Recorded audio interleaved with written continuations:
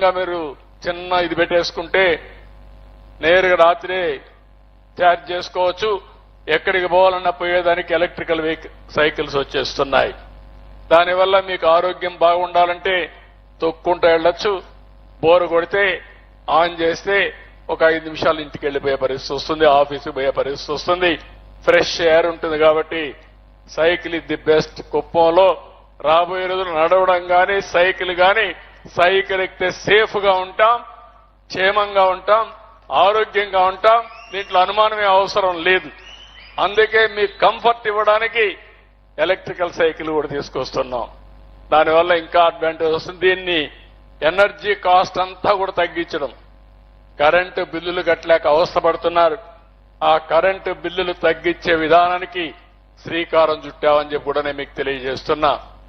ఇంకో పక్క మనం తయారు చేసే వస్తువులు, ఏ వస్తువు కానీ పర్ఫెక్షన్ ఉండదు.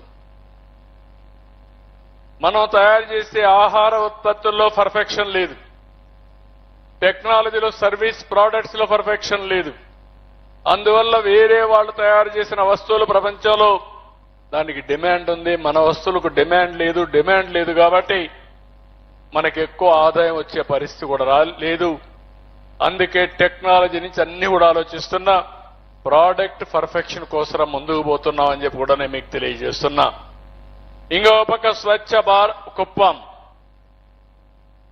ఈ విషయంలో కూడా మీరు గుర్తుపెట్టుకోవాలి. పరిశుభ్రంగా పెట్టుకోవాలి మన గ్రామాన్ని, మన ఇండ్లు పరిశుభ్రంగా ఉండాలి.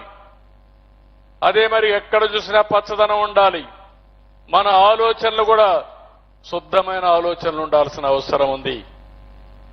ఇంకో పక్క ప్రతి ఒక్కరికి మరుగుదొడ్డుకి వెళ్ళిన తర్వాత డస్ట్బిన్లు వేస్తారు. అందుకే రోడ్లు కూడా వాళ్ళు క్లీన్ చేయరు, అంత క్లీన్ గా ఉంటాయి. అలాంటి సంస్కృతి మనకు రావాలి. అలాంటి అలవాటు మనం నేర్చుకోవాల్సిన అవసరం ఉంది. లాస్ట్కి వచ్చే కొందికి టెక్నాలజీ, డీప్ టెక్. అందరికీ ఫోన్లు ఉన్నాయి. ఇప్పుడు మీ ఫోన్ ద్వారా మీరు వాడేది 10% కూడా మీరు సరిగా వాడుకోవడంలా.